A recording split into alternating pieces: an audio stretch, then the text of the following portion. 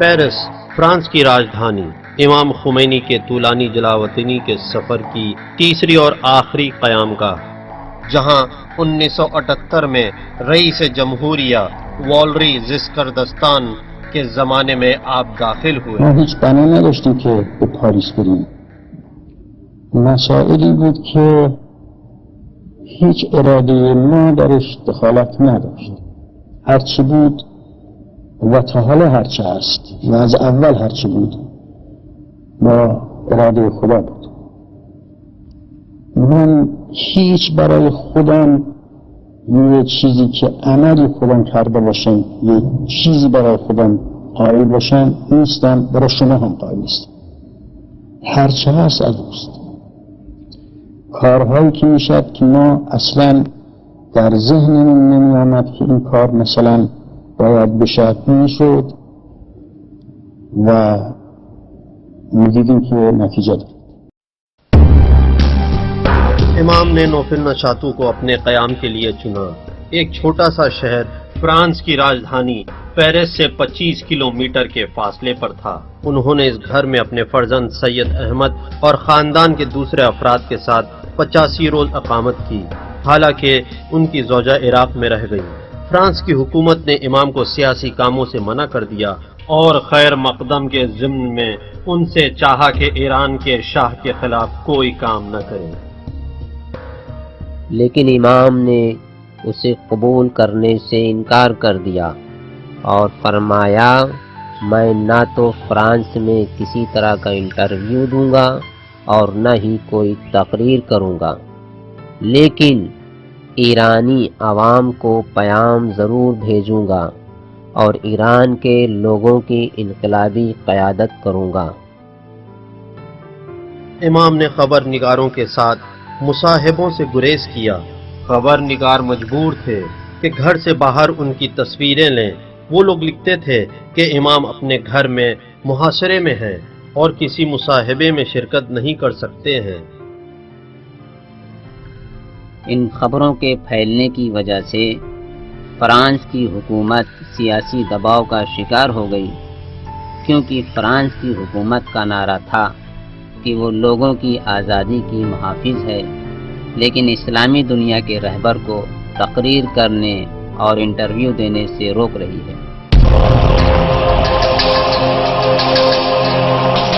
ایران کے گلیوں کوچوں میں اضطراری حالت وجود میں آ گئی اور لوگوں نے اپنے مخصوص انداز میں فرانس کی سیاست پر اعتراض کرنا شروع کر دیا. ایران میں بالخصوص تہران کے لوگ ہر روز پھول کے گلدستے کے ساتھ تہران میں موجود فرانس کے سفارت خانہ جاتے اور فرانس کے سفیروں کا اور ان کی حکومت کا شکریہ ادا کرتے، اس لیے کہ فرانس کی حکومت نے امام کی میزبانی کو قبول کیا تھا. لوگوں کے جذبات فرانس کی حکومت کے سلسلے میں بڑھنے لگے اور لوگ سب سفارت خانہ کے باہر جلسہ کرنے لگے اور وہیں پر بیٹھے رہتے تاکہ جسکردستان کا شکریہ ادا کر سکیں.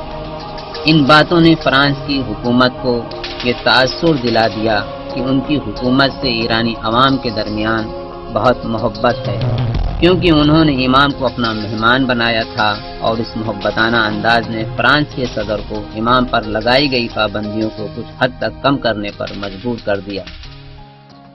البته دولت فرانسه ابتداعا حالا جبور بود یه قدری احتیاط میکرد، لیکن بعدش نه با ما محبت کردند و ما مطالبمون رو در پاریس بیشتر از اون مقداری که توقع داشتیم منتشر کردیم و گاهی خبرگزاری‌های امریکا می آمدن اونجا و ما صحبت میکردیم و به من میگفتن که این در تمام امریکا و این مقداری هم در خارج امریکا پخش میشد. ما مسائل ایران را این که واقعی در ایران و مسائلی که در ملت میگذشت اونجا گفتیم و گوش‌های مختلفی که از دوستان جوانان ایران در خارج بودند از همه اطراف هر روز تقریبا دسته‌های می آمدند. بہت جلدی سردی کا موسم آ گیا اور حضرت عیسیٰ مسیح علیہ السلام کی ولادت کی نشانی کی صورت میں برف باری ہونے لگی. شب ولادت حضرت عیسیٰ کے موقع پر حضرت امام نے فرمایا کہ شب ولادت حضرت عیسیٰ مسیح ہیں۔ ہمارے گھر لوگوں کا آنا جانا لگا رہتا تھا، جس سے پڑوسیوں کو کافی تکلیف ہوئی ہے، کیونکہ دیگر ممالک میں رہنے والے زیادہ بھیڑ بھاڑ کے عادی نہیں ہیں جس طرح سے ہم لوگ عادی ہیں۔ عرض خدمت ہے، تم لوگ ایک کام کرو، کچھ چاکلیٹ یا مٹھائیاں لے کر پڑوسیوں میں تقسیم کرو۔ امام کے فرزند سید احمد اور وہ لوگ کہ جو فرانس سے آشنائی رکھتے تھے، انہوں نے پڑوسیوں کو گھر گھر مٹھائیاں بانٹنا شروع کر دی۔ صبح اٹھنے کے بعد، نماز صبح کے بعد سڑک کے اس طرف دکان سے ناشتے کے لیے روٹی خرید کر لاتی تھی۔ میں نے گھر کا دروازہ کھولا تو دیکھا سڑک خبر نگاروں سے بھرا ہوا ہے، سب کے ہاتھوں میں کیمرے ہیں۔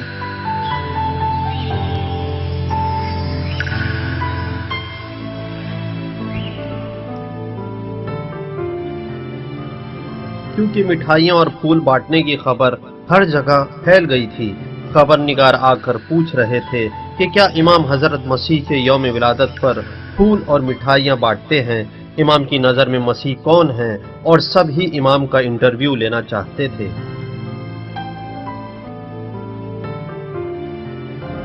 شما چیکار کردید که تمام کشورهای دنیا از چپ و راست تمام ابرقدرت‌ها علیهتون موضع گرفتند؟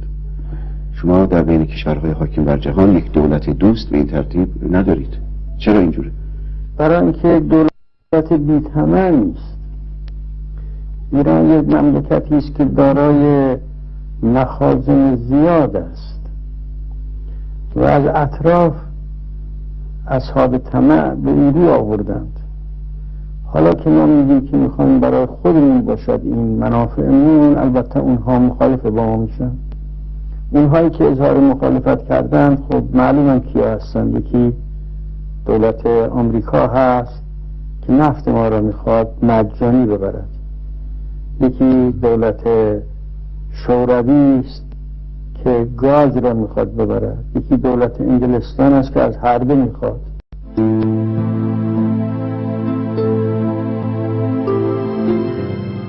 دو مہینے اور 25 دن کے اندر امام کے 450 انٹرویو ریڈیو اور ٹیلی ویژن پر ہوئے۔ جب تک امام فرانس میں تھے، یعنی روزانہ 5 انٹرویو۔ اسی بنا پر دنیا والوں نے بہت جلد امام کو پہچان لیا کہ وہ شاہ کے مخالفوں کے رہبر ہیں۔ اس کے بعد امام سے وقت لیا کہ ان سے ملاقات کرے۔ ہم 4 زانو ہو کر زمین پر بیٹھ گئے۔ میں امام کے پہلو میں تھا۔ مجھے یقین ہو گیا کہ وہ رہبر واقعی ہے، با رب و با وقار شخصیت، کہ جو دور اندیش بھی تھے، بڑے ہی سکون و اطمینان سے گفتگو کر رہے تھے اور کہنے والے کی باتیں سن رہے تھے۔ بہت ہی کم بولتے تھے۔ بہت سخت تھا کہ ان کی آنکھوں کو دیکھو۔ ان کی ہیبت اور باوقار شخصیت سے انسان خود ہی ان کا احترام کرنے پر مجبور ہوتا تھا۔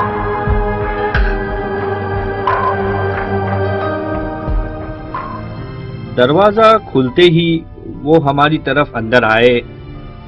انہیں دیکھتے ہی معلوم ہوتا تھا کہ یہ 80 سال کا انسان ایک باوقار شخصیت کا مالک ہے، جس کے سامنے ہم کھڑے تھے۔ لوگوں کی طرف تیز نظروں سے دیکھتے تھے۔ جب مسکراتے تھے تو چہرہ کھل جاتا تھا، لیکن بہت کم مسکراتے تھے۔ وہ بہت ہی عجیب شخصیت تھے۔ امام واقعاً کیا شخصیت رکھتے تھے، بہت بلند شخصیت کے مالک تھے۔ مجھے احساس ہو رہا تھا کہ ایک معنوی چیز نے ان کا احاطہ کر رکھا ہے۔ جہاں بھی وہ جاتے تھے وہ احاطہ تھا۔ وہ جب باہر جاتے تھے تو گویا ایک مقناطیسی طاقت ان کے اطراف میں تھی۔ جب امام بات کرتے تھے تو میں لکھ لیتا تھا اور ان کی باتوں کو قلم بند کر لیتا تھا۔ بہت سنبھل کے رہتا تھا کہ کہیں فکر ادھر ادھر نہ ہو، کیونکہ وہ ایسی شخصیت تھے کہ بہت جلد انسان ان کو دیکھ کر محو ہو جائے اور ان کی طرف جذب ہو جائے۔ نوفل نوشاتو بہت ہی جلد امام کے انقلاب کا ایک مورچہ ہو گیا۔ بہت سے شاہ کے مخالفین فرانس آ گئے تاکہ شاہ کے مخالف رہبر سے ملاقات کریں۔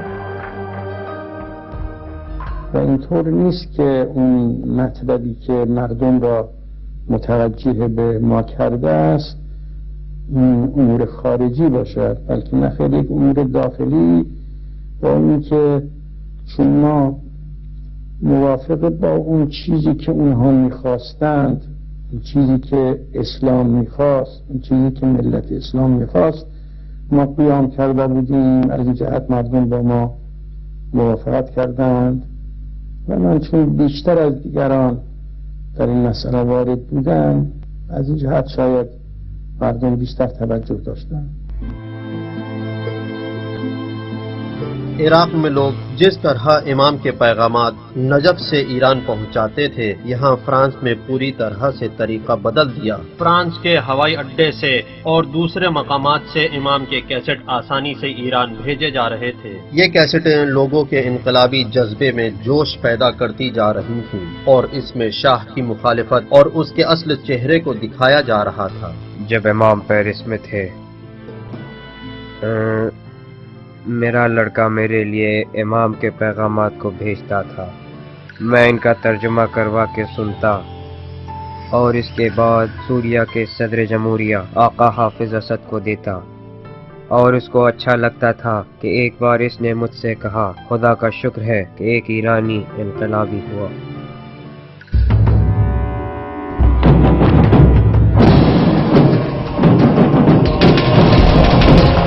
شاہ امام کی ترکی جلاوطنی کے بعد 1964 سے 13 سال تک آرام سے رہا اور جو دل چاہا کیا، اور اس مدت میں ایران میں قابل توجہ کوئی بھی واقعہ نہیں ہوا۔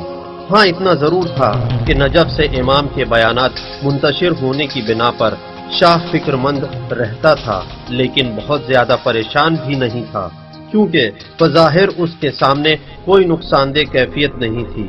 عملی طور پر ہر چیز پر اس کا قبضہ تھا، جبکہ امام کے زیادہ تر فعال شاگرد ساواک کی جیل میں تھے یا ساواک کے زیر نظر تھے۔ خصوصاً امام کے قم کا دفتر جاسوسوں کی نظر میں تھا۔ وہ لوگ ساری رفت و آمد پر کڑی نظر رکھتے تھے۔ اگر ماحول کا جائزہ لیا جائے تو انقلاب کا کوئی اثر نہیں دکھائی دے رہا تھا، لیکن 3 مہینے کے اندر ایران کا سیاسی میدان تہہ بالا ہو گیا کہ کسی کو بھی اس کی امید نہیں تھی۔ 9 اپریل 1977 میں امام خمینی کے بڑے بیٹے مصطفیٰ خمینی شہید ہو گئے۔ سب ہی یہ جانتے تھے کہ اس قتل میں باسی اور ایرانی ساواک کا ہاتھ ہے، لیکن اس کی کوئی دلیل نہیں تھی۔ شہر تبریز کے رہنے والوں نے آقا مصطفیٰ کے چہلم کے دن مجلس برپا کی۔ شاہ اس مجلس کو روک نہیں سکا۔ دوبارہ امام خمینی کا نام مائک پر بلند ہوا اور مظاہرے کرنے والوں نے بلند کیا۔ یہ مظاہرہ 13 سال کے بعد جو ظاہراً فراموشی کی نظر ہو گیا تھا، دوبارہ شروع ہو گیا۔ شاہ اس کو لوگوں کا غصہ سمجھ کر نظر انداز کر سکتا تھا، لیکن اس نے اس قضیے کو فوج کے حوالے کر دیا اور حکومت فوج کے ہاتھ میں چلی گئی۔ اس وجہ سے فوج سڑکوں پر آ گئی۔ اس سے لوگوں میں غصہ اور بڑھ گیا اور شاہ کی طرف سے بدبین ہو گئے۔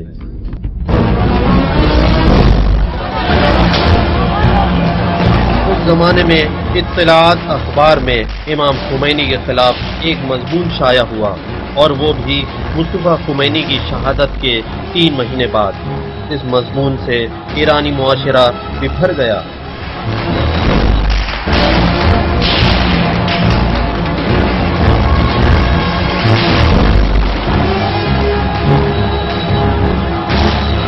ایران میں صفوی دور سے ایک ایسی سیاسی صورتحال تھی کہ تخت حکومت پر شاہ کی قدرت تھی اور مرجعیت دینی کی بھی قدرت تھی۔ صفوی اور قاجار کے دور تک یہ توازن برقرار رہا۔ دینی مرجعیت چاہے قم میں ہو یا نجف میں دونوں برقرار تھے، لیکن پہلوی حکومت نے اس قدرت کو ختم کر دیا۔ اس توازن کو ختم کرنے کی شاہ کو بہت مہنگی قیمت ادا کرنی پڑی۔ یہیں سے لوگوں میں عظیم انقلاب کے جذبے کی بنیاد پڑی۔ وہ مضمون امام کے خلاف اطلاعات نامی ایک اخبار میں جب وہ مضمون شائع ہوا تو ایران کی عوام اور حوزہ علمیہ کے طلاب شہر قم میں شاہ کے خلاف کھڑے ہوئے اور کافی شہید بھی ہوئے۔ کہہ سکتے ہیں کہ یہیں سے اس عظیم انقلاب کی شروعات ہوئی۔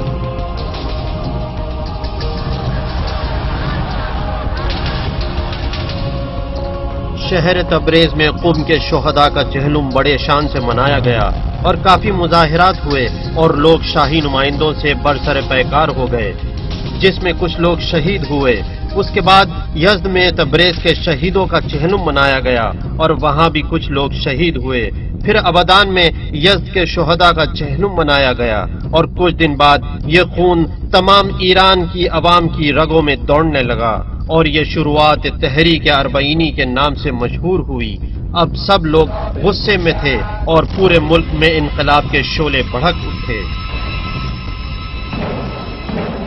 اٹھ کھڑے ہو، ہوشیار رہو، تمہارا دشمن بہت طاقتور ہے اور ہتھیاروں سے لیس ہے، توپ اور مشین گنوں کے ساتھ میدان میں اترا ہے، لیکن آپ لوگ ان ہتھیاروں سے نہیں ڈرے، یہ کچھ نہیں ہے، کیونکہ حق آپ کے ساتھ ہے، خدا آپ کے ساتھ ہے، نہ ڈرے، کیونکہ انشاءاللہ آپ ہی میدان کے فاتح ہیں۔ شاہ نے کئی بار ٹی وی پر تقریریں کی اور چاہا کہ مرنے والوں کی تعداد کو کم کر کے بتائے۔ Would you say is your most serious disappointment? Well, maybe it's in the bureaucracy and the failure of the various departments to give the real service that they should to the people. And other kind of human failures or even corruption. Do you regret that you didn't fire some people sooner whom you may have suspected of engaging in corruption? Well, surely, if we knew.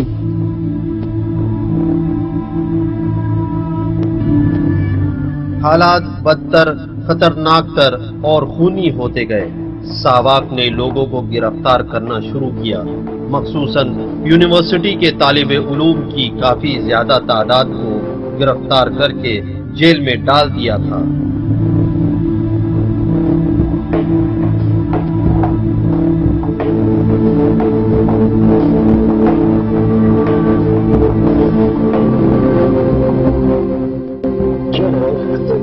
Students sitting in front of the White House and in other places in Washington are wearing masks as they make their charges of murder, torture, oppression here. They say they must wear those masks because if their faces are seen, your organization will jail, torture, persecute, or otherwise punish their relatives back here. Is that a fair charge? But this is again part of the communist propaganda efforts to denigrate Savak and other agencies attached to Iran, simply in order to estrange the students from the government of Iran, to alienate them from the government of Iran. As I said earlier, I will be very, very happy if I could know which of these students, after coming back to Iran, has received torture from my organization, or which of their relatives, in their absence, have been tortured by Savak. I'll be very happy to know that, because I don't think that there is any. اگر شریعت میں ممانعت نہ ہوتی تو میں ابھی اپنا ہاتھ کان سینہ دکھاتی جہاں سواکیوں نے سگریٹیں بجھائی تھیں، اس سے آپ لوگ اندازہ لگاتے کہ ساوک والوں نے قید خانوں میں ہماری عورتوں پر بھی ظلم ڈھائے، صرف مردوں پر ہی ظلم نہیں ڈھائے۔ میں نے خود ایک جوان طالب علم کو دیکھا کہ جو یونیورسٹی کے آخری سال میں تھا، علم صنعت میں عرض کروں کہ شاید اس کی عمر 21 یا 22 سال ہو، اس کو بحرینہ کر کے ہاتھ کے بنے ایک تخت پر لٹکا دیا اور نیچے آگ لگا دی۔ وہ بیچارہ جل رہا تھا اور وہاں کھڑے ہوئے سبھی لوگ گوشت کی جلنے کی بو شدت سے محسوس کر رہے تھے، لیکن سواکیوں کو عادت تھی، اس لیے انہیں کچھ بھی احساس نہیں تھا۔ میں دیکھ کر بے ہوش ہو گئی، لیکن سواکی سب دیکھ رہے تھے کیونکہ عادی تھے۔ بہت ہی دردناک منظر تھا وہ۔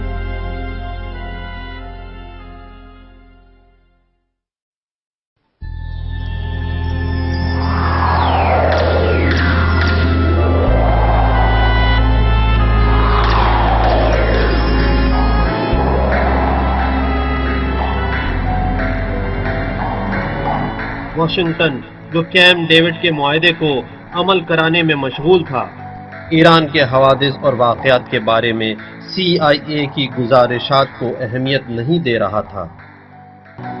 Iran, because of the great leadership of the Shah, is an island of stability in one of the more troubled areas of the world. This is a great tribute to you, Your Majesty, and to your leadership, and to the respect and the admiration and love which your people give to you.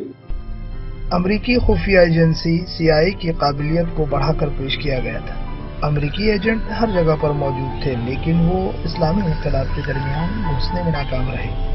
وہ لوگ بائیں بال کے محاذ communist اور nationalist کے درمیان گھس گئے تھے۔ یہ میرا نظریہ نہیں، بلکہ اس موضوع پر بعد میں کئی کتابیں شائع ہوئیں جس میں لکھا تھا کہ امریکیوں کو اسلامی انقلابیوں کی طاقت کا اندازہ نہیں۔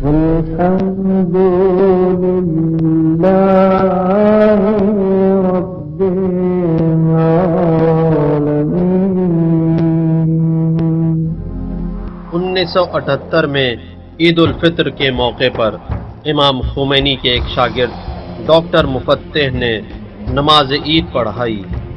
اس کے بعد لاکھوں لوگوں نے مظاہرے کیے۔ بہت سے لوگ کفن پہن کر شاہ کے خلاف اپنی مخالفت دکھا رہے تھے۔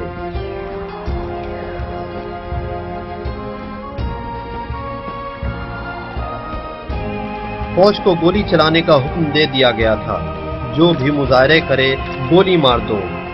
2 ستمبر بروز جمعہ سن 1978 کے دن تہران کے جلاد صفت افسر اویسی نے میدان زالہ پر موجود مظاہرین پر گولی چلانے کا حکم دیا۔ مغربی خبر نگاروں کی رپورٹ کے مطابق 4000 لوگ مارے گئے۔ ایرانیوں نے اسے جمعہ سیاہ کے نام سے منسوب کیا ہے اور میدان زالہ کا نام میدان شہداء ہو گیا۔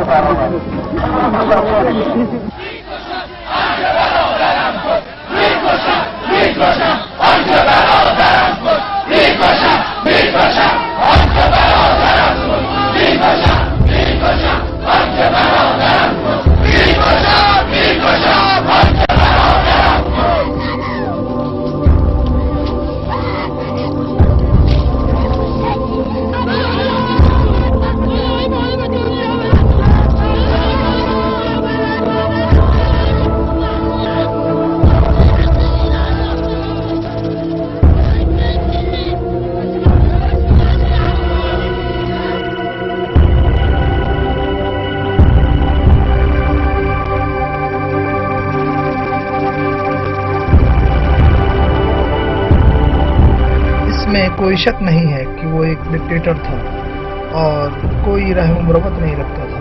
ہزاروں سیاسی قیدی اس کے قید خانوں میں تھے.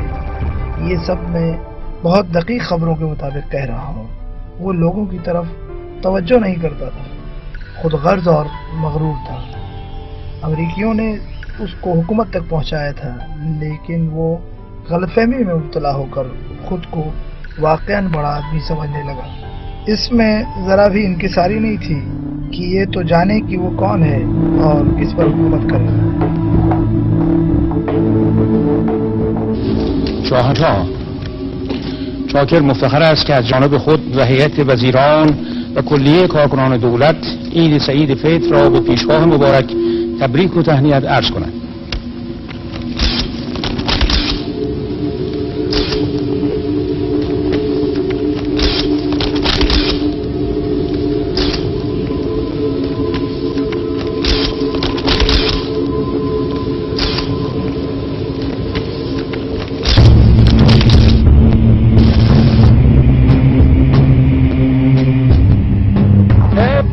Without an exception in the army, is totally and absolutely and absolutely unswervingly loyal to the Shah.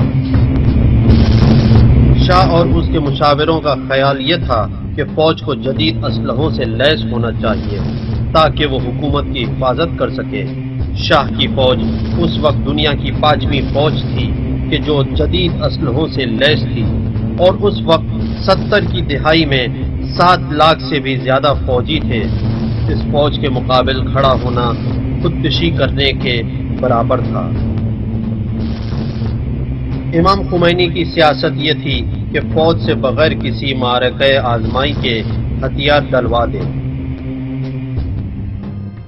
خاص بات یہ ہے، مہم یہ ہے کہ امام نے لوگوں کو یہ پیغام دیا تھا، یہ تعلیم دی تھی، اور یہ سیاسی تعلیم بھی تھی کہ جب بھی فوج کے سامنے آنا تو اس سے مقابلہ نہ کرنا، بلکہ اس سے محبت و شفقت سے پیش آنا.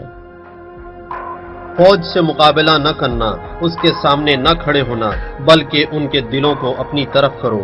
اگرچہ فوج تم پر گولی چلائے، تم ان کے ساتھ مہربانی سے پیش آؤ.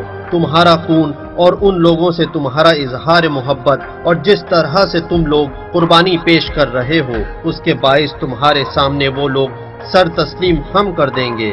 شہید کا خون ایسا ناقوس ہے کہ جو خود لاکھوں لوگوں کو بیدار کر دے گا.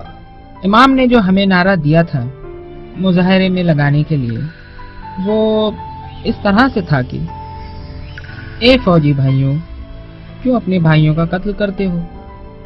جب ہم سڑک پر مظاہرہ کرتے تھے تو آگے کی صف والے اپنے ہاتھوں میں پھول لیے تھے، جو فوجیوں کی بندوقوں کی نالوں میں پھولوں کو رکھ کر، اور یہی نعرہ لگاتے تھے، اے فوجی بھائیوں، کیوں اپنے بھائیوں کا قتل کرتے ہو؟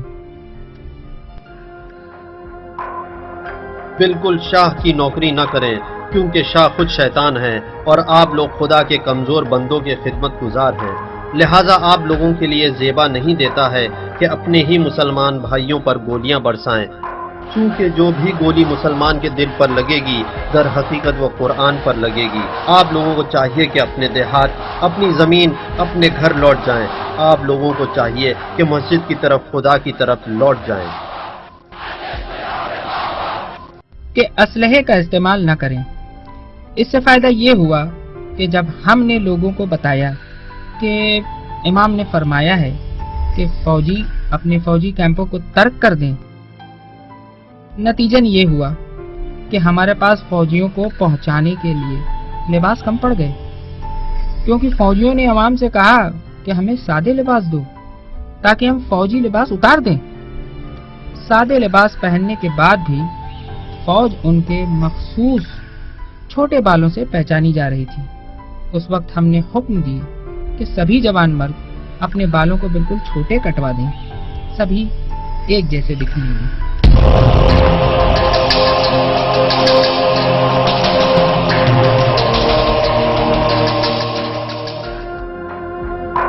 گروہ گروہ کر کے، ایک ایک کر کے فوج کی نوکری کو ترک کر دو، اپنے اسلحوں کو بھی اپنے ساتھ لے جاؤ، کیونکہ یہ اسلحہ خدا کے خدمت گزاروں کا اسلحہ ہے۔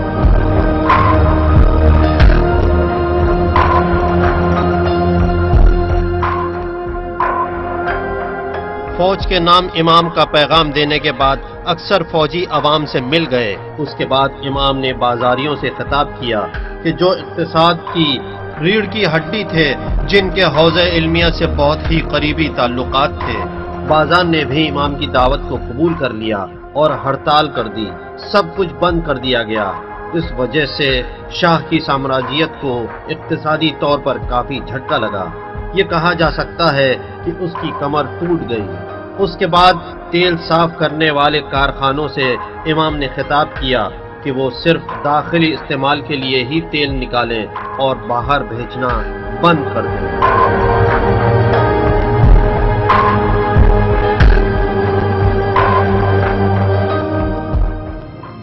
بازرگان کا قول بیان کر رہا ہوں۔ مرحوم بازرگان ان افراد میں سے تھے کہ جنہوں نے امام کو پیغام دیا، اور انہوں نے امام سے فرانس میں بات کی اور کہا کہ اب لوگ تھک گئے ہیں، آپ انہیں اجازت دے دیجئے کہ وہ اپنے کام پر لوٹ آئیں۔ امام نے مرحوم بازرگان سے فرمایا کہ عوام نہیں تھکی ہے، ہم اور آپ بوڑھے ہو چکے ہیں، اور شاید اس لیے ہم دونوں تھک گئے ہیں۔ عوام شاہ کو گرانے تک اپنے مقصد کی طرف گامزن رہے گی۔ میں یہاں ایک واقعہ بتاتا ہوں کہ اس زمانے میں جب لوگوں نے ہڑتال کر رکھی تھی، شاہ نے ایک تقریر کی اور کہا اگر تیل کے کارخانوں کے مزدور اپنے کام پر واپس نہیں آئیں گے تو میں انہیں سب کو نکال دوں گا اور ان کی جگہ پر دوسرے ممالک سے مزدور اور اسرائیل سے ماہرین کو لے آؤں گا۔ یہ سردیوں میں ہوا تھا اور ایرانیوں کو تیل کی ضرورت تھی تاکہ اپنے گھروں کو گرم کر سکیں۔ اسی وجہ سے تیل کے ڈبوں کی 100 میٹر سے زیادہ لمبی لائن لگ گئی تھی۔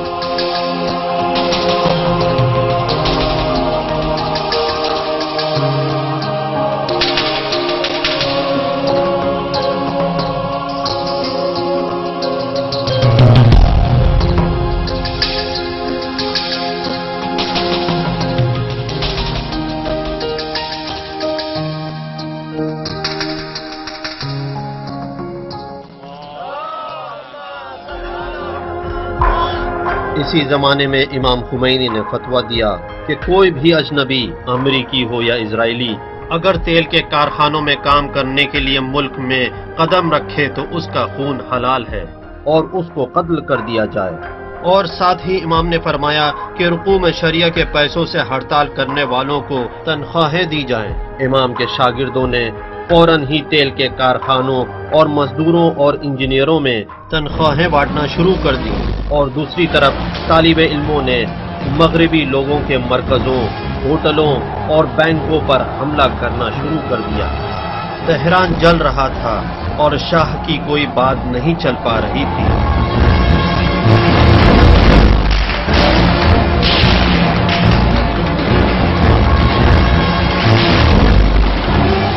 امام نے عاشور کے دن ساری عوام کو مظاہرے میں آنے کے لیے کہا کہ سب سڑکوں پر اتر آئیں اور اس شہنشاہی نظام کو اکھاڑ پھینکیں۔ یہ آخری تیر تھا کہ جو محمد رضا پہلوی کی حکومت پر مارا گیا تھا۔ راجع به عاشور و ایام محرم من دستور دادم به ایران و دنبال اون دستور اعمالی خواهند کرد و من امیدوارم که دولت تکلیف خودش را بفهمد و بفهمد که نباید با مردم خشونت کرد و بفهمد که قاصب است و شاه بفهمد مسائل را و عاشورا را بگذارند که به هر طوری که مردم میخواهند عمل کنند و اگر جلوگیری بکنند مطلب بدتر خواهد شد و به ضرر همه آنها خواهد تمام شد و ممکن است که خونریزی‌های زیادی بشد۔ فوجی حکومت کے حاکم نے اعلان کیا کہ آج صبح سے کل غروب تک کے لیے کرفیو نافذ کیا گیا ہے اور کسی کو بھی عزاداری کی اجازت نہیں ہے، مسجد میں بھی نہیں۔ امام نے حکم دیا کہ لوگ گھروں کی چھت پر جائیں اور اللہ اکبر کی آوازیں بلند کریں۔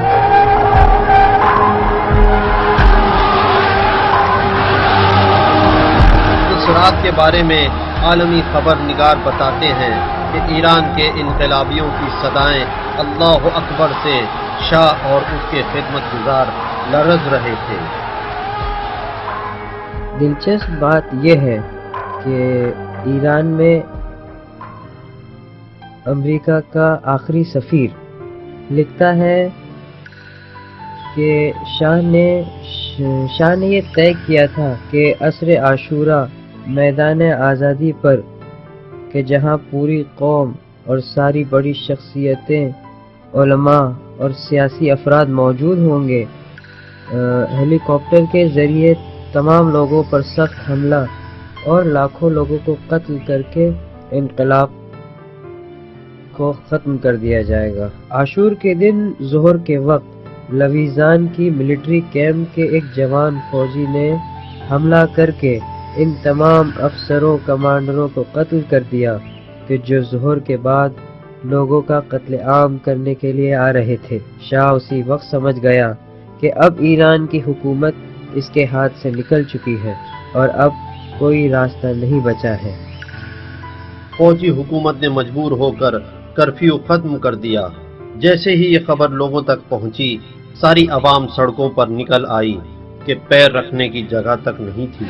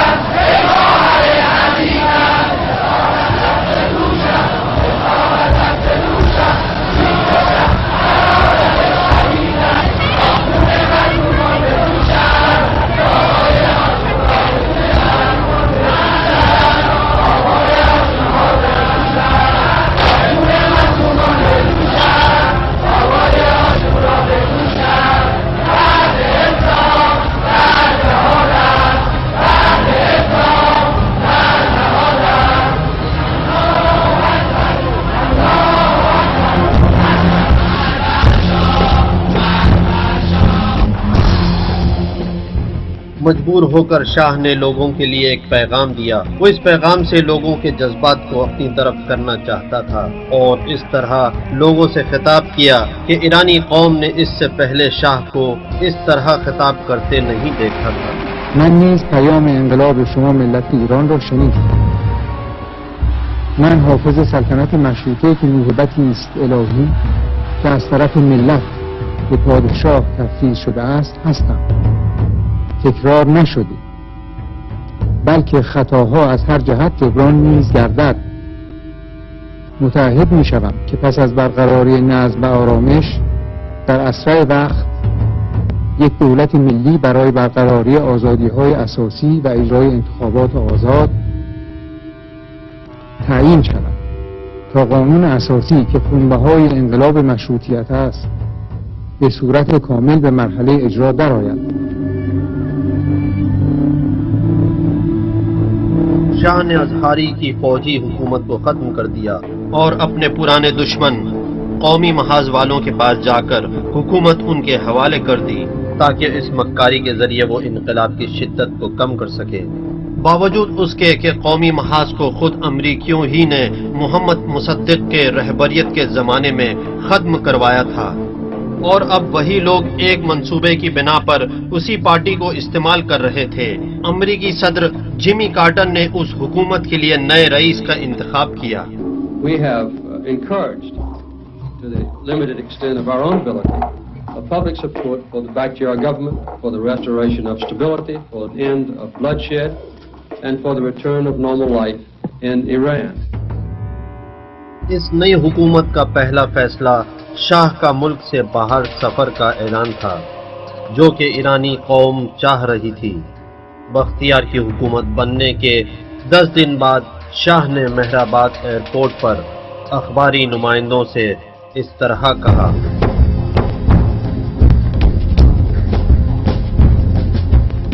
یه مدتی است که احساس خستگی میکنم و احتیاج به استراحت.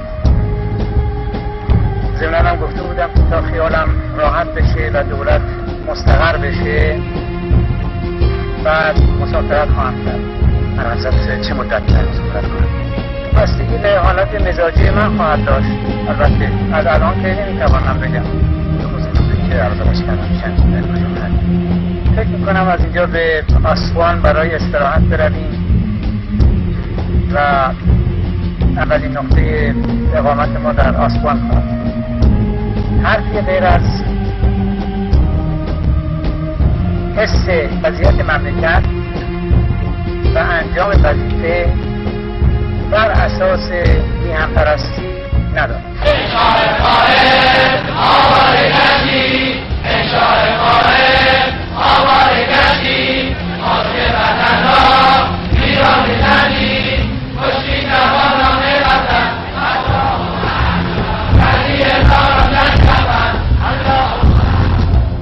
دس فروری 1979 کو ایران کے آخری پہلوی بادشاہ محمد رضا شاہ نے ملک سے فرار اختیار کیا، اس امید کے ساتھ کہ جلد ہی واپس لوٹ کر آئے گا اور بختیار انقلاب کے شعلوں کو خاموش کر دے گا، لیکن وہ نہیں لوٹا اور ایران کو پھر کبھی نہیں دیکھا، اور اس کے بھاگنے سے ایران کی 2500 سالہ کی طولانی شہنشاہیت کا خاتمہ ہو گیا۔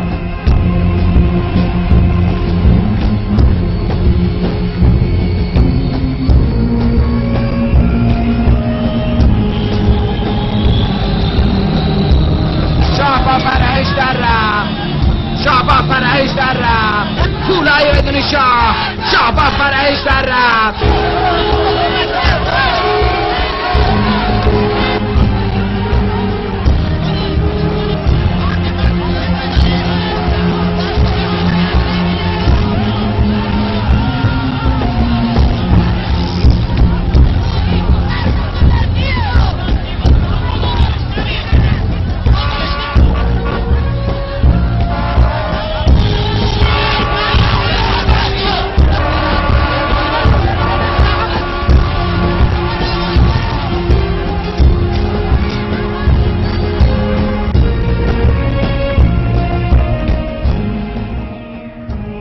شاہ کے فرار کرنے کے بعد امام نے لوگوں سے انقلاب جاری رکھنے کے لیے کہا تاکہ وہ بختیار کی حکومت کو بھی گرا دیں۔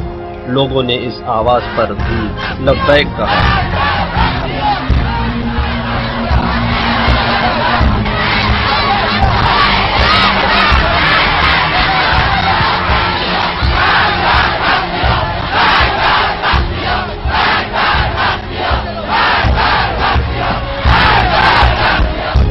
Parliament today gave its final approval to the government of Shapur Bakhtiar, a man who will spend the next few days looking over his shoulder. The Ayatollah Khomeini, the religious strongman, says he's coming back to set up a different government to do his bidding. Can Bakhtiar get along with the Ayatollah? Here's his answer. I hope we will put some understanding between us. Do you expect the Shah to return to Iran? And if so, I don't know. This is up to him. well, he says he's taking an extended vacation, and obviously he's leaving you with a lot of problems to try to solve. And well, he has power to rule the country too. And you think you won't have any difficulty with Khomeini's followers? Not difficulty, but I must try and resolve all the problems. Thank you very much, sir. شاہ کے ایران سے فرار اور بختیار کی حکومت بننے کے کچھ دن بعد امام نے یہ ارادہ کیا کہ ایران واپس جائیں، لیکن بختیار نے ایئرپورٹ کو بند کر دیا اور شاہ کی وفادار فوج نے ایئرپورٹ کو گھیر لیا.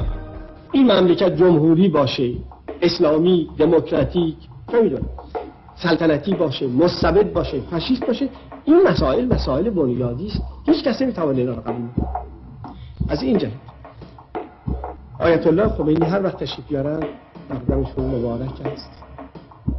وقتی هم آمدند اگر برنامه‌هایی دارند و ارائه میدند با کمال احترام ما گوش خواهیم. ولی اگر میخوان نخست وزیر بشن یا یکی شبیه به این، بنده در جای خودم بسیار راحت هم با تمام مشکل.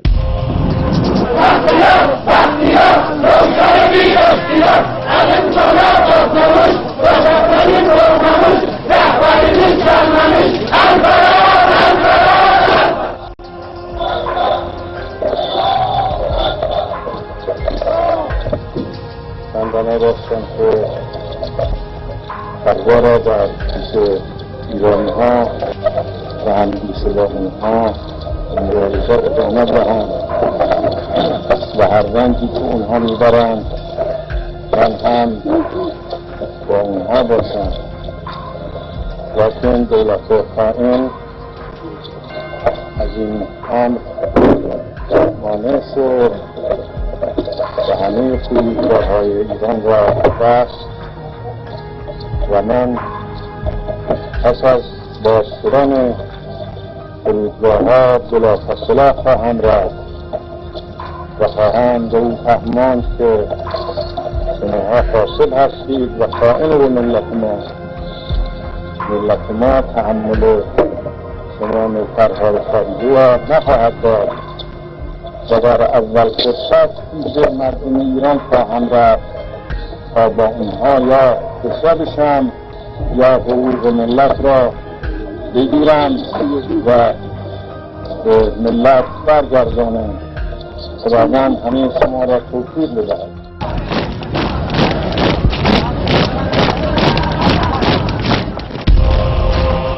ایران کے مختلف شہروں سے لاکھوں کی تعداد میں آئے ہوئے ایرانی ہوائی اڈے کے اطراف کی سڑکوں اور چوراہوں پر جمع ہونے لگے اور اس ہجوم نے ایک بڑی آہنی دیوار کی طرح ہوائی اڈے کا محاصرہ کر لیا.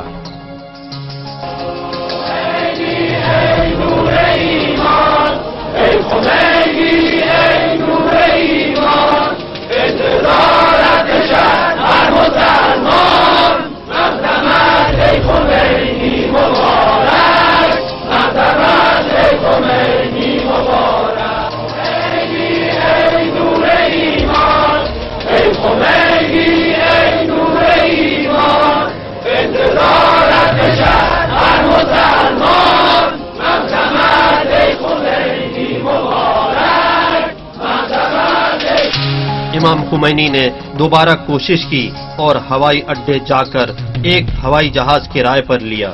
فرانس نے پرواز کی اجازت دے دی، البتہ جب یورپ میں مقیم ایک ایرانی نے ہوائی جہاز کے انشورنس کی رقم بھر دی. ہوائی جہاز نے ہوائی اڈے سے اڑان بھری. اس ہوائی جہاز پر امام اور ان کے فرزند احمد آقا کے علاوہ امام کے ساتھ رہنے والے لوگ اور ان کے پیرس کے دفتر کے افراد بھی ساتھ تھے. ان کے ساتھ ساتھ بے شمار عربی اور مغربی نامہ نگار بھی تھے. روح اللہ ہوائی جہاز کے اوپری حصے کی کرسی پر تشریف فرما تھے اور نماز پڑھنے کے بعد سو گئے. ہم بھی اسی ہوائی جہاز میں ایک حصے میں بیٹھے ہوئے تھے اور بہت اصرار کے بعد ہمیں اجازت ملی کہ ہم امام کے پاس جا کے بیٹھیں. ایک مخصوص وقت پہ امام کے پاس بلایا ہمیں اور امام نے ہم سے باتیں کی. ہمیں بتایا گیا تھا کہ امام نماز پڑھ کے کچھ دیر سو چکے تھے، اس لیے وہ آرام سے تھے اور جانتے تھے کہ تہران میں کیا چیز ان کے انتظار میں تھی. جب ہم تہران کی فضا میں پہنچے تو ایک عجیب واقعہ رونما ہوا. اس وقت ہماری توقع کے خلاف ہم نے دیکھا کہ ہوائی فوج ہماری حفاظت کر رہی تھی اور انہوں نے ہوائی جہاز کے اترنے کو آسان کر دیا. یہ ایک ایسا واقعہ تھا کہ ہم سب متاثر ہو گئے کہ ساری چیزیں بڑی آسانی سے حل ہو گئی. آہستہ آہستہ فرانس کا ہوائی جہاز ہوائی پٹی تک پہنچا. لاکھوں لوگ جو ہوائی اڈے پر کھڑے تھے یا جو پوری دنیا میں ٹی وی پر دیکھ رہے تھے، سب کی نگاہیں اس پر ٹکی ہوئی تھی. اس کے اترتے ہی لاکھوں لوگ کہ جو ہوائی اڈے کے باہر اپنے رہبر کے منتظر تھے، سب کی آنکھیں اپنے رہبر کو دیکھنے کی منتظر تھیں. ہوائی جہاز کے پہیوں کے زمین پر لگتے ہی گویا حکومت اسلامی کی الف ب لکھ گئی اور ایران و ایرانیوں کی ایک نئی ایرانی تاریخ رقم ہوئی. امام آ گئے، جی ہاں امام آ گئے، اور کتنی عزت کے ساتھ آئے. اور ہوائی اڈہ جس لکیر پر ہوائی جہاز اترا، اس نے امام کی 14 سالہ جلا وطنی کو ہمیشہ کے لیے ختم کر دیا اور امام وطن لوٹ آئے.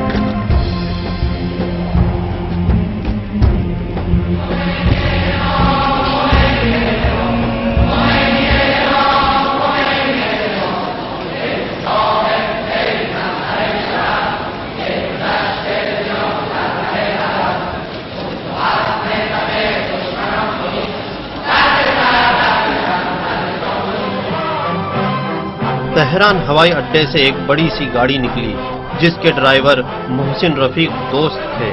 امام آگے ڈرائیور کے پاس تھے اور ان کے فرزند احمد ان کے پیچھے تھے. دنیا بھر کے اخباری نمائندوں نے اس دن لوگوں کے ہجوم کو 70 لاکھ افراد بتایا ہے جو ہوائی اڈے سے بہشت زہرا تک بھرے ہوئے تھے، اور سب کو معلوم تھا کہ امام بہشت زہرا میں تقریر کریں.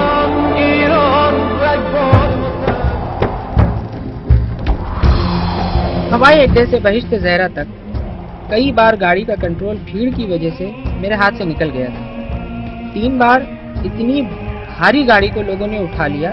مجھے تو ڈر لگ رہا تھا خدا نہ خواستہ کہیں گاڑی الٹ نہ جائے اور امام کو کہیں چوٹ نہ لگ جائے یا کہیں کسی کا پیر گاڑی میں نہ آ جائے. یہاں تک کہ ایک شخص گاڑی کے نیچے آ ہی گیا.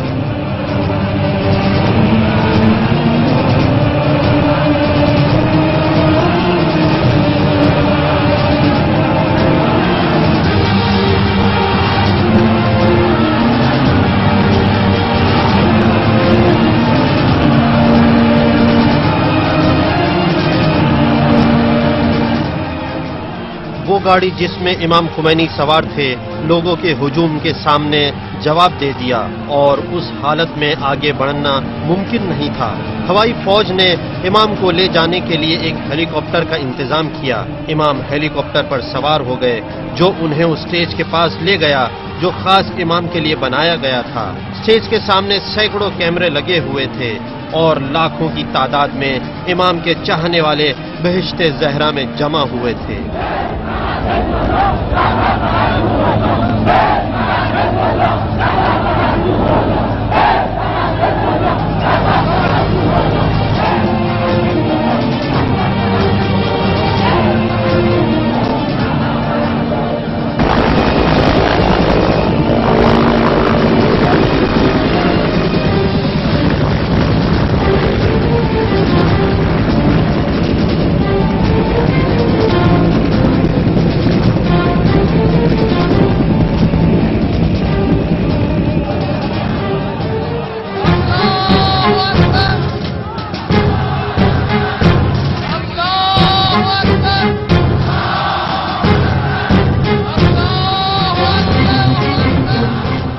امام کی بہشت زہرا میں تقریر ایک کھلا ہوا اشارہ تھی کہ حکومت مذہبی لوگوں کی ہو، حکومت کی باغ دوڑ ان کے ہاتھوں میں ہو، اور اسی طرح اس 1000 سالہ نظریہ کے مقابلے میں انقلاب تھا کہ جس میں بہت سے فقہا دین کو سیاست سے الگ سمجھتے تھے اور کمزور دلیلوں کی بنا پر سیاست میں مداخلت نہیں کرتے تھے۔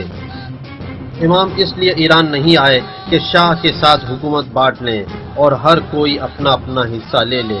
امام لوٹے تاکہ شاہ کو نکال دیں اور اپنی تقریر میں اعلان کیا کہ حکومت فقیہ جامع الشرائط کا حق ہے۔ من دولت تعیین میکنم، من تو دهن این دولت میزنم، من دولت تعیین میکنم، من به پشتیبانی این ملت دولت تعیین میکنم، من به واسطه اینکه ملت مرا قبول دارد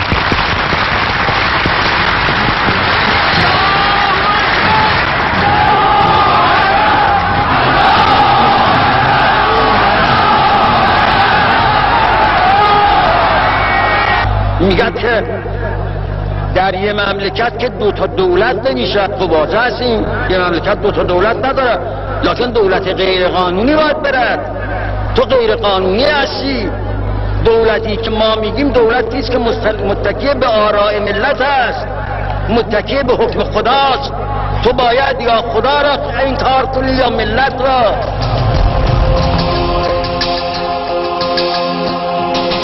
امام نے تہران کے ایک مدرسے میں قیام کیا۔ اس جگہ سارے ملنے والے آتے تھے۔ اگرچہ امام جلا وطنی سے لوٹ آئے تھے لیکن انقلاب ابھی تک کامیاب نہیں ہوا تھا۔ ضروری تھا کہ بختیار کی حکومت ختم ہو اور فوج اپنا رویہ بدلے اور انقلابیوں کے ساتھ ہو جائے۔ لیکن جب شاہ ایران سے باہر گیا تب عوام سے مقابلے کے لیے فوج کا کمانڈر ایک امریکی تھا، اس کا نام جنرل ہائزر تھا۔ اس کو امریکہ سے وہاں کے حالات پر قابو پانے کے لیے بلایا گیا تھا اور اس کی صرف یہی کوشش تھی کہ کچھ کرے، اور اپنی زندگی کی ایک کتاب میں اس نے ان واقعات کو لکھا ہے کہ روز بروز بدلتے حالات کو دیکھ کر افسروں کے حوصلے پست ہو گئے۔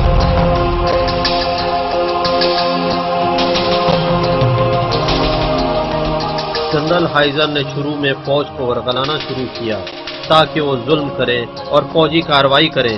اس نے ہوائی فوج کی چھاونی کے محاصرے کا حکم دیا کہ جس نے امام کی رہبری کو قبول کر لیا تھا۔ اسی طرح یہ بات پھیلی کہ امام جس مدرسے میں مقیم ہیں اس پر بمباری ہونے والی ہے۔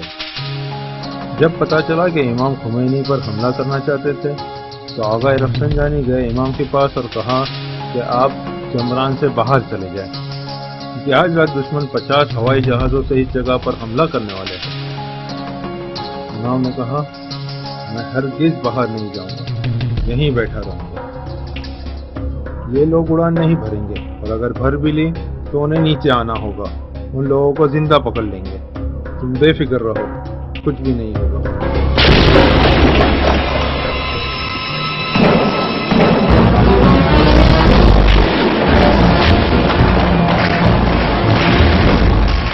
معرکہ شروع ہو گیا اور تہران کی سڑکوں پر جھڑپیں ہونے لگیں اور کافی مقابلے کے بعد لوگوں نے ہوائی فوج کا محاصرہ توڑ لیا۔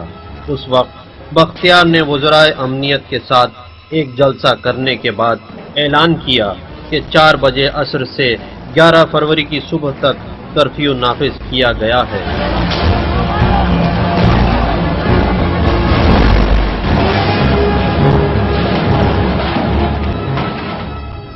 و بعد ما فهمیدیم که توطئه بوده است. حکومت نظامی برای این بود است که بعدش مستقر بشن در خیابان‌ها نظامی‌ها و اونایی که دارند و شب کودتا کنند و همه ماها رو شماها را از بین ببرند. این خدا کرد. هیچ ما در ذهنمون یه مسئله نبود. ما بحث تمام عادت که نوای حکومت نظامی اینقدر باشه رو کاری میکنیم.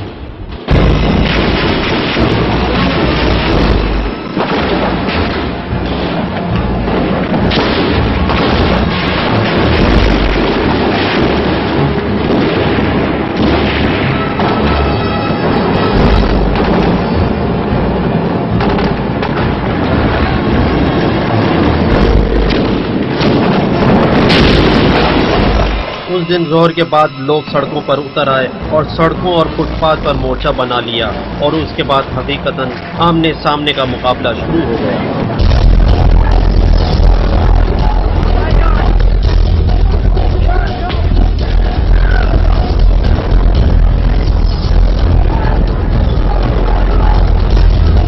ایرانی اس دن سوئے نہیں اور 12 فروری 1979 بہمن 22 کی صبح تک فوج سے مقابلہ کیا۔ اسی دوران تمام پولیس کے ٹھکانے اور فوج کے مورچے اور گارڈ کے مورچے سب ایک کے بعد ایک برباد ہوتے گئے، اور اس کے بعد ریڈیو اور ٹی وی اسٹیشن گئے اور اس کو فوج اور ساواکیوں سے آزاد کرایا، اور پہلا اعلان جو پڑھا گیا وہ یہ کہ انقلاب کامیاب ہو گیا۔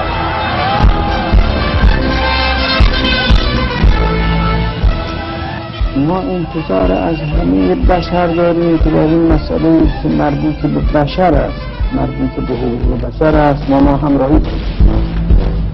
پیام ما هم به همه ملت‌ها این است که هم خودشون که این ملت مظلوم میشه، زیر چکمه ظلم دارد له میشد، کمک کنند، و هم دولت‌های خودشون را وادار کنند که کمک کنند، و اگر دولت‌ها مخالفت میکنند تقلیل کنند دولت.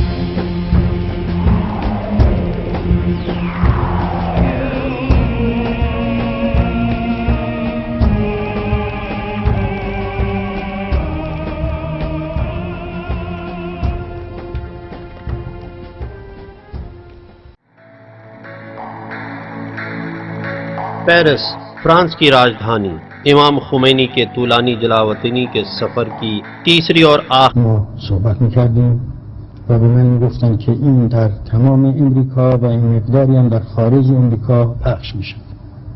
ما مسائل ایران را این که واقعی در ایران و مسائلی که در ملت میگذشت اونجا گفتیم و گوش‌های مختلفی که از دوستان جوانان ایران در خارج بودند از همه اطراف از روز تقریبا قصه های می آمدند. بہت جلدی سردی کا موسم آ گیا اور حضرت عیسیٰ مسیح علیہ السلام کی ولادت کی نشانی کی صورت میں برف باری ہونے لگی۔ شب ولادت حضرت عیسیٰ کے موقع پر حضرت امام نے فرمایا کہ شب ولادت حضرت عیسیٰ مسیح ہیں۔ ہمارے گھر لوگوں کا آنا جانا لگا رہتا تھا، جس سے پڑوسیوں کو کافی تکلیف ہوئی ہے، کیونکہ دیگر ممالک میں رہنے والے زیادہ بھیڑ بھاڑ کے عادی نہیں ہیں جس طرح سے ہم لوگ عادی ہیں۔ عرض خدمت ہے، تم لوگ ایک کام کرو، کچھ چاکلیٹ یا مٹھائیاں لے کر پڑوسیوں میں تقسیم کرو۔ امام کے فرزند سید احمد اور وہ لوگ کہ جو فرانس سے آشنائی رکھتے تھے انہوں نے پڑوسیوں کو گھر گھر مٹھائیاں بانٹنا شروع کر دی۔ صبح اٹھنے کے بعد دم کے ضمن میں ان سے چاہا کہ ایران کے شاہ کے خلاف کوئی کام نہ کرے، لیکن امام نے اسے قبول کرنے سے انکار کر دیا اور فرمایا میں نہ تو فرانس میں کسی طرح کا انٹرویو دوں گا اور نہ ہی کوئی تقریر کروں گا، لیکن ایرانی عوام کو پیام ضرور بھیجوں گا اور ایران کے لوگوں کی انقلابی قیادت کروں گا۔ امام نے خبر نگاروں کے ساتھ مصاحبوں سے گریز کیا۔ خبر نگار مجبور تھے کہ گھر سے باہر ان کی تصویریں لیں۔ وہ لوگ لکھتے تھے کہ امام اپنے گھر میں محاصرے میں ہیں اور کسی مصاحبے میں شرکت نہیں کر سکتے ہیں۔ ان خبروں کے پھیلنے کی وجہ سے فرانس کی حکومت سیاسی دباؤ کا شکار ہو گئی، کیونکہ فرانس کی حکومت کا نعرہ تھا کہ وہ لوگوں کی آزادی کی محافظ ہے، لیکن اسلامی دنیا کے رہبر کو تقریر کرنے اور انٹرویو دینے سے روک رہی ہے۔